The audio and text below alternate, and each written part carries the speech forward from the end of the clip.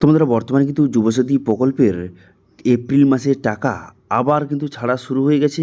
কিন্তু এবার যুবসাথী প্রকল্পের টাকা এবার কিন্তু ডিবিটির মাধ্যমে পাঠানো হচ্ছে। বর্তমানে কিন্তু মার্চ মাসের টাকাগুলি ট্রেজারির মাধ্যমে পাঠানো হয়েছিল, কিন্তু এই মাসে এপ্রিল মাসে সবার অ্যাকাউন্টে টাকা কিন্তু ডিবিটির মাধ্যমে পাঠানো হচ্ছে। এবং দেখতে পাচ্ছেন 13 তারিখে কিন্তু বহু মানুষের অ্যাকাউন্টে কিন্তু টাকা এসেছে। তো সেই জন্য আজকে ভিডিওতে দেখিয়ে দেবো যে বর্তমানে যারা কিন্তু একবারও টাকা পায়নি, যে মার্চ মাসে টাকা পায়নি, এপ্রিল মাসে টাকা পায়নি, তাদের কবে টাকা ঢুকবে, এবং যারা কিন্তু মার্চ মাসে টাকা পেয়েছে কিন্তু এপ্রিল মাসে এখনও টাকা পায়নি, তাদের অ্যাকাউন্টে কবে টাকা ঢুকবে। এবার অনেকে কোশ্চেন করেছিল যে দাদা আমি মার্চ মাসে টাকা পাইনি, এপ্রিল মাসে টাকা পাইনি, তো সেক্ষেত্রে 2 মাসের টাকা কি একসঙ্গে যোগ করে আমাকে টাকা পাঠানো হবে? সেটাও কিন্তু এই ভিডিওতে আপনাদের জানিয়ে দেবো। এবং বর্তমানে যদি আপনি এপ্রিল মাসে টাকা পেতে চান, সেক্ষেত্রে কিন্তু আপনার ব্যাংকের সঙ্গে ডিবিডি লিঙ্ক কিন্তু থাকতে হবে। এবার সেটা কীভাবে চেক করবেন যে আপনার ব্যাংকের সঙ্গে ডিবিডি লিঙ্কটা রয়েছে কিনা, যদি লিঙ্ক না থাকে সেক্ষেত্রে কীভাবে লিঙ্ক করবেন, সেটাও কিন্তু এই ভিডিওতে আপনাদের স্টেপ বাই স্টেপ দেখিয়ে দেবো। সেই জন্য ভিডিওটা প্রথম থেকে শেষ পর্যন্ত অবশ্যই দেখবেন মনোযোগ সহকারে, এবং আমাদের চ্যানেলে প্রথমবার ভিজিট করে থাকলে আমাদের চ্যানেলটিকে সাবস্ক্রাইব করে রাখুন এবং পাশে থাকা বেল আইকনটিকে অবশ্যই প্রেস করে রাখুন। তো চলুন আজকে ভিডিওটা শুরু করা যাক। তো সর্বপ্রথম বলে কি, আজকের হচ্ছে 14 তারিখ, 14 এপ্রিল। গতকাল অর্থাৎ যে 13 এপ্রিল কিন্তু বহু মানুষের অ্যাকাউন্টে কিন্তু টাকা পাঠানো হয়েছে, কিন্তু এই টাকাটা ডিবিডির মাধ্যমে পাঠানো হচ্ছে বর্তমানে। ঠিক আছে, আপনারা জানেন যে এই মার্চ মাসের টাকাগুলি সেগুলো কিন্তু ট্রেজারির মাধ্যমে পাঠানো হয়েছিল, কিন্তু ট্রেজারির মাধ্যমে বিভিন্ন রকম সমস্যার কারণে এবং টাকা আসতে দেরি হচ্ছে বলে এখন বর্তমানে এপ্রিল মাস থেকে এই 13 তারিখ থেকে এবার কিন্তু ডিবিডির মাধ্যমে টাকা পাঠানো হচ্ছে। সেই জন্য কিন্তু ফার্স্ট সবার অ্যাকাউন্টে কিন্তু টাকা ঢুকছে। তো সেক্ষেত্রে যারা কিন্তু মার্চ মাসে টাকা পেয়েছিল তাদের কিন্তু এপ্রিল মাসে ইতিমধ্যে বহু মানুষের টাকা ঢুকে গেছে। এবার যারা কিন্তু মার্চ মাসে টাকা পেয়েছে, এপ্রিল মাসে টাকা পায়নি, তারা কি করবেন, তারা একটু ওয়েট করুন, ভোটের আগে কিন্তু টাকা দিয়ে দিবে। মুখ্যমন্ত্রী মমতা বন্দ্যোপাধ্যায় নিজেই বলে দিয়েছে যে ভোটের আগে কিন্তু সবার অ্যাকাউন্টে টাকা কিন্তু প্রোভাইড করে দেওয়া হবে সেকেন্ড কিস্তি। এবার মেন কথা হলো যারা কিন্তু মার্চ মাসে টাকা এবং এপ্রিল মাসে টাকা এখনও পায়নি, তো সেক্ষেত্রে তারা কবে টাকা পাবে, তাদেরও কিন্তু ভোট পর্যন্ত ওয়েট করতে বলেছে। স্বয়ং মুখ্যমন্ত্রী নিজে কিন্তু বলে দিয়েছে যে ভোটের আগে কিন্তু সবার টাকা কিন্তু ক্লিয়ার করে দেওয়া হবে। তো সেক্ষেত্রে যারা কিন্তু মার্চ মাস এবং এপ্রিল মাসের টাকা এখনও পায়নি, একটু ওয়েট করুন, ভোটের আগে কিন্তু টাকা ঢুকে যেতে পারে। এবার অনেকে কোশ্চেন যে আমি প্রথম কিস্তি এবং সেকেন্ড কিস্তি কোনোটাই পাইনি, তো সেক্ষেত্রে দুটোকে একসঙ্গে দেবে? হ্যাঁ, এই এপ্রিল মাসে কিন্তু দুটো কিস্তির টাকা কিন্তু আপনাকে প্রোভাইড করা হবে। এটা কিন্তু অনেকেরই হয়েছে, আমাদের এখানে বাড়ির পাশে কিন্তু একজনের হয়েছে। সে কিন্তু মার্চ মাসে এপ্রিল মাসে টাকা পায়নি, কিন্তু তার 2 কিস্তি টাকা কিন্তু একসঙ্গে ঢুকেছে। তার কিন্তু 7 তারিখ 8 তারিখের দিকে প্রথম কিস্তির টাকা ঢুকেছে, এবং 13 তারিখে তার কিন্তু আবার সেকেন্ড কিস্তির টাকা কিন্তু ঢুকেছে। তো সেক্ষেত্রে এই এপ্রিল মাসে কিন্তু আপনাকে 2 কিস্তির টাকা কিন্তু দেওয়া হবে। ঠিক আছে, কিন্তু বললে কি এই যে এপ্রিল মাসের টাকাগুলি এবার কিন্তু ডিবিডির মাধ্যমে কিন্তু পাঠানো হচ্ছে, অর্থাৎ আপনার আধার এনপিসিআই ডিবিডির সঙ্গে যেই ব্যাংকটার লিঙ্ক রয়েছে সেই ব্যাংকে কিন্তু টাকা পাঠানো হচ্ছে। এবার কীভাবে, যে আধার কার্ডে টাকা মারলো, এবার আধার এনপিসিআই ডিবিডির সঙ্গে যেই ব্যাংকটার লিঙ্ক রয়েছে সেই ব্যাংকে কিন্তু অটোমেটিক টাকা চলে আসছে।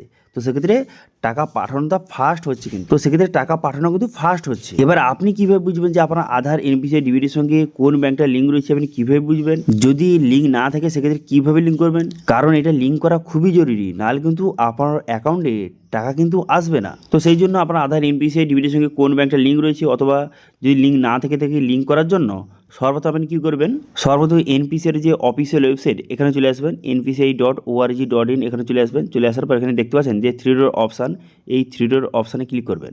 এখানে ক্লিক করে দেওয়ার পর তারপর আপনি কী করবেন, এখানে দেখতে পাচ্ছেন একটি অপশান দিয়ে রয়েছে কাস্টমার বলে, এই অপশানে ক্লিক করবেন। এই অপশানে ক্লিক করে দেওয়ার সঙ্গে সঙ্গে তারপরে দেখতে পাচ্ছেন আরেকটি অপশান ভারত আধার সেটিং বেস লেখা রয়েছে, এই অপশানে ক্লিক করবেন। এই অপশানে ক্লিক করে দেওয়ার সঙ্গে সঙ্গে তারপরে কিন্তু নেক্সট পেজ কিন্তু আপনার সামনে ওপেন হয়ে যাবে।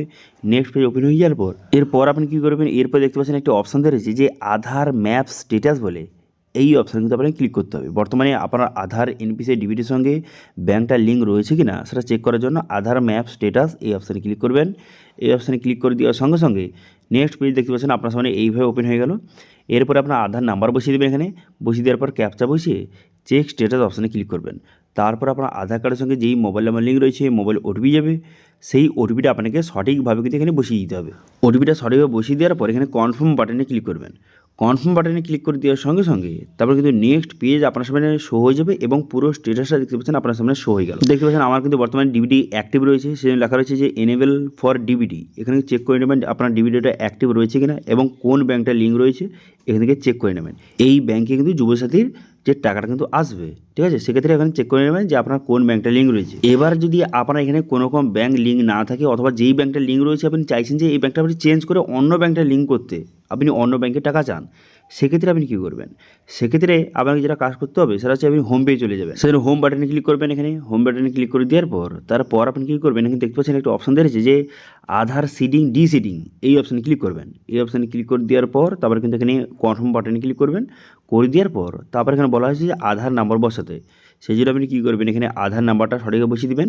বসিয়ে দেওয়ার পর তারপর আপনি কী করবেন, এখানে বলা হয়েছে রিকোয়েস্ট ফর আধার, এখানে আপনি কী করবেন, এখানে সিডিং এটা কিন্তু আপনি সিলেক্ট করবেন। এটা সিলেক্ট করে নেওয়ার পর তারপর আপনি কী করবেন, এখানে কিন্তু আপনাকে ব্যাঙ্কটা সিলেক্ট করতে হবে, যেই ব্যাঙ্কটা আপনি লিঙ্ক করতে চান সেই ব্যাঙ্কটা এখান থেকে সঠিকভাবে সিলেক্ট কিন্তু করে নেবেন। এখানে বিভিন্ন ব্যাঙ্কের নাম রয়েছে, এবার আপনি যেই ব্যাঙ্কটা লিঙ্ক করতে চান সেই ব্যাঙ্কটা এখানে সঠিকভাবে সিলেক্ট কিন্তু করে নেবেন। তো আমি এক্সাম্পল হিসেবে কানাডা ব্যাঙ্ক এখানে আমি সিলেক্ট করে নিলাম।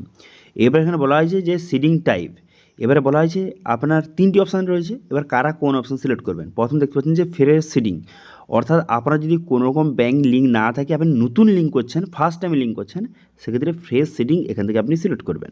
ঠিক আছে, এবার সেকেন্ড অপশান কারা সিলেক্ট করবেন, এখানে বলা হয়েছে যদি আপনার একই ব্যাংকের অন্য অ্যাকাউন্ট থেকে থাকে, অর্থাৎ ধরুন আপনার স্টেট ব্যাংকের দুটো অ্যাকাউন্ট রয়েছে, একটি অ্যাকাউন্ট লিঙ্ক রয়েছে কিন্তু আপনি চাইছেন সেটা বাদ দিয়ে আপনার স্টেট ব্যাংকের আরও একটি যে অ্যাকাউন্ট সেটা লিঙ্ক করতে, তো সেক্ষেত্রে এই সেকেন্ড অপশান সিলেক্ট করবেন। একই ব্যাংক কিন্তু অ্যাকাউন্ট আলাদা, তো সেক্ষেত্রে এই সেকেন্ড অপশান আপনি সিলেক্ট করবেন। ঠিক আছে, এবার 3 নম্বর অপশানটা কারা সিলেক্ট করবেন, যাদের কিন্তু একটা ব্যাংক লিঙ্ক রয়েছে কিন্তু আপনি অন্য ব্যাংক লিঙ্ক করতে চাইছেন। যেমন আমার ক্ষেত্রে আমার স্টেট ব্যাংক লিঙ্ক রয়েছে, আমি কানাডা ব্যাংক লিঙ্ক করতে চাই, সেই জন্য কিন্তু আমি 3 নম্বর অপশানটা সিলেক্ট করে নেব। ঠিক আছে, এবার আপনার ক্ষেত্রে যেটা হয়ে থাকে সেটা আপনি এখান থেকে সিলেক্ট কিন্তু করে নেবেন।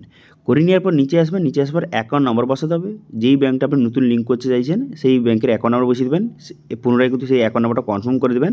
কনফার্ম করে দেওয়ার পর তারপর আপনি কী করবেন, তারপর কিন্তু এখানে টার্ম অ্যান্ড কন্ডিশন ঠিক চিহ্ন মেরে দেবেন। এখানে দেখতে পাচ্ছেন টার্ম অ্যান্ড কন্ডিশন ঠিক চিহ্ন মেরে দেবেন। এখানে টার্ম ঠিক চিহ্ন মেরে দেওয়ার পর তারপরে ক্যাপচারা বসিয়ে সাবমিট বাটনে ক্লিক করবেন। সাবমিট বাটনে ক্লিক করে দেওয়ার সঙ্গে সঙ্গে এখানে পুরো টার্ম অ্যান্ড কন্ডিশনের পুরো পেজ কিন্তু শো হয়ে গেল। এখানে ভালো করে দেখে নেবেন। দেখে নেওয়ার পর তারপর আপনি কী করবেন, এগ্রি অ্যান্ড কন্টিনিউ বাটনে ক্লিক করবেন। এই অপশানে ক্লিক করে দেওয়ার সঙ্গে সঙ্গে একটু লোডিং হবে। লোডিং হয়ে যাওয়ার পর আপনার আধার কার্ডের সঙ্গে যে মোবাইল লিঙ্ক রয়েছে মোবাইলে ওটিপি যাবে, সেই ওটিপিটা বসে কনফার্ম করে দেবেন। কনফার্ম করে দেওয়ার সঙ্গে সঙ্গে এখানে তো বলা হয়েছে যে আপনি স্টেট ব্যাঙ্ক থেকে কানাডা ব্যাঙ্কে ট্রান্সফার করছেন, সেক্ষেত্রে কনফার্ম বাটনে ক্লিক করবেন।